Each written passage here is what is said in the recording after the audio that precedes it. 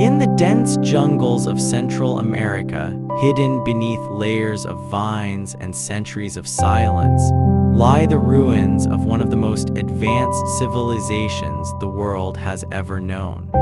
The Maya built cities with towering pyramids, intricate temples, and vast observatories that mapped the stars with astonishing precision. They created a written language, a complex calendar, and a mathematical system that included the concept of zero, a breakthrough that Europe would not achieve for centuries. And yet, at the height of their power, they vanished. Their cities were abandoned, their temples were left to the jungle, their people scattered. The mystery of their disappearance has haunted historians and archaeologists for generations.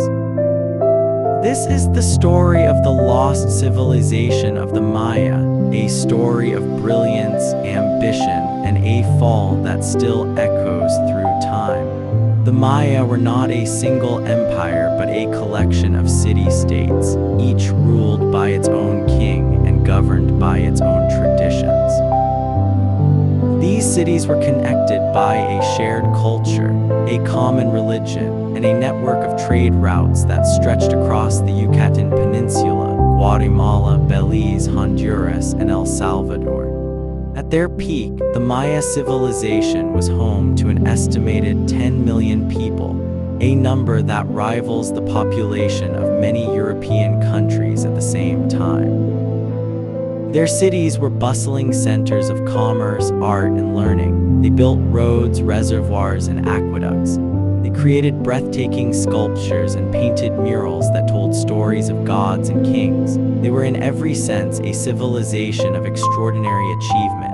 The Maya were master astronomers. They tracked the movements of the sun, the moon, and the planets with remarkable accuracy.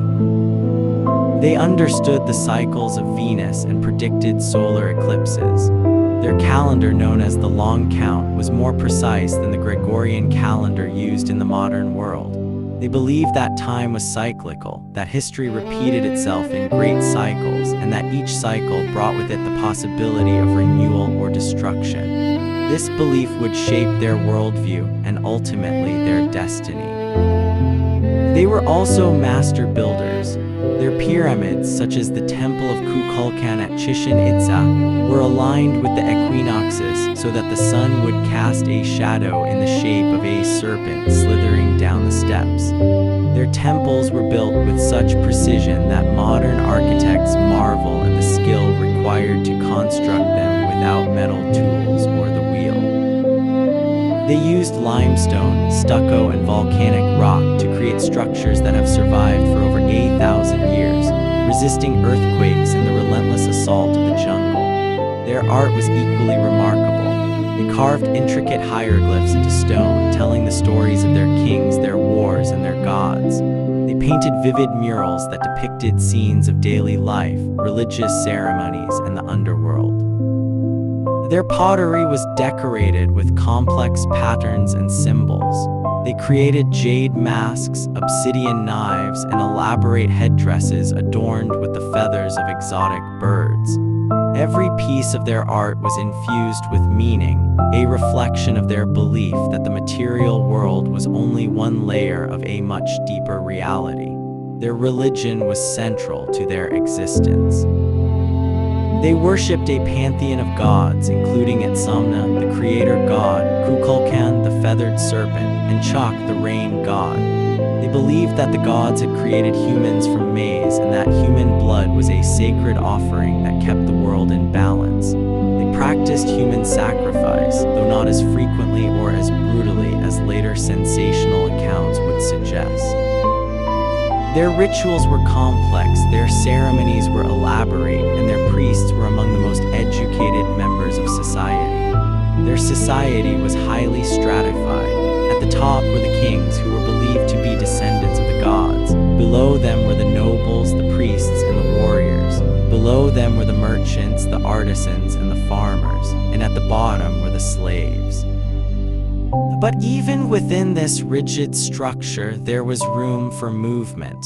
A farmer could become a warrior. A warrior could rise to the rank of noble. A noble could marry into royalty. The Maya believed in merit as much as they believed in birthright. Their daily life was shaped by the cycles of nature. They farmed maize, beans, squash, and cacao. They hunted deer and turkey. They fished in the rivers and the sea. They made clothing from cotton and bark cloth. They used cacao beans as currency, trading them for goods and services. They played a ritual ball game called Paketa, which was both a sport and a religious ceremony. The game was played with a heavy rubber ball, and the losing team was sometimes sacrificed to the gods. Their women played a vital role in society. They managed the household, raised the children, and participated in religious ceremonies. They were skilled weavers and potters. They could own property, initiate divorce, and serve as priestesses. In some city-states, women even ruled as queens. The Maya valued balance between men and women, between the earth and the sky, between life and death. Their children were taught from an early age. They learned to read and write, to calculate and observe, to honor the gods and respect their elders. Education was not limited to the elite. Even commoners had access to basic schooling.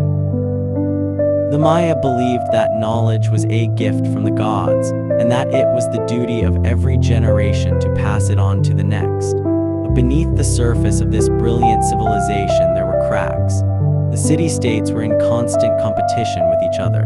They fought wars over territory, resources, and prestige. They captured prisoners who were often sacrificed in elaborate rituals to honor the gods. The wars were brutal, and they drained the resources of the city-states. The kings built more temples, demanded more tribute, and waged more wars to maintain their power. The population continued to grow. By the 9th century, the Maya heartland was home to millions of people. The cities were overcrowded. The farmland was overworked. The reservoirs were drying up. The environmental pressure was immense. The Maya had created a civilization of extraordinary complexity, but they had also created a system that was increasingly difficult to sustain. Then came the drought. Tree rings and lake sediments have revealed that the region experienced a series of severe droughts between the 8th and 10th centuries. These were not ordinary dry spells, they were prolonged and devastating.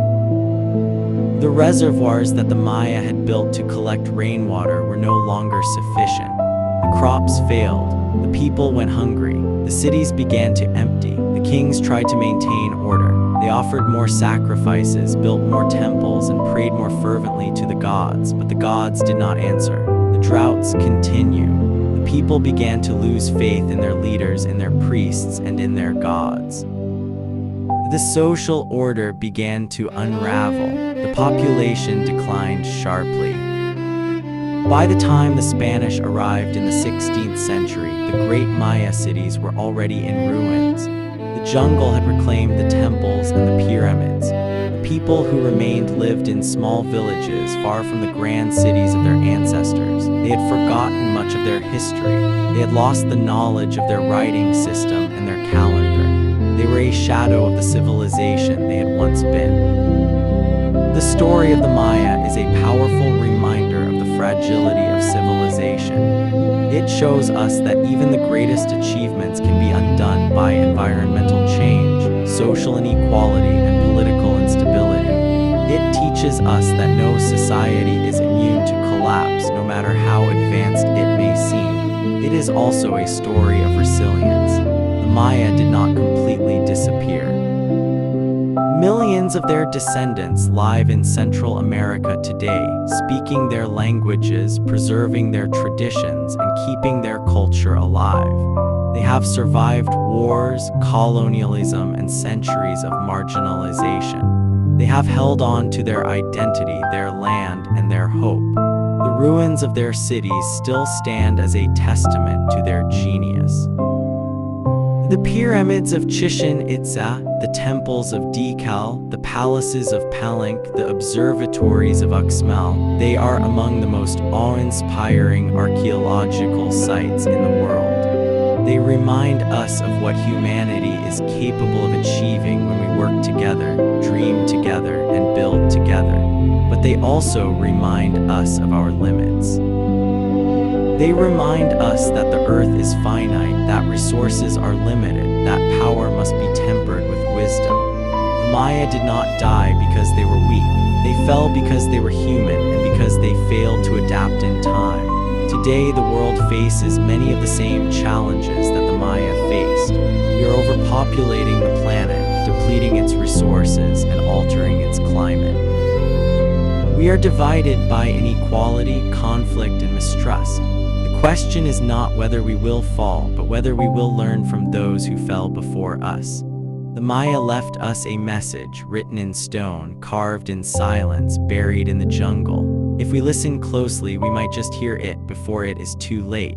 The story of the Maya is not just a story of the past. It is a mirror held up to the present. It is a warning and a guide. It is a reminder that we are not the first to face the challenges of civilization, and we will not be the last. What we do with that knowledge is up to us.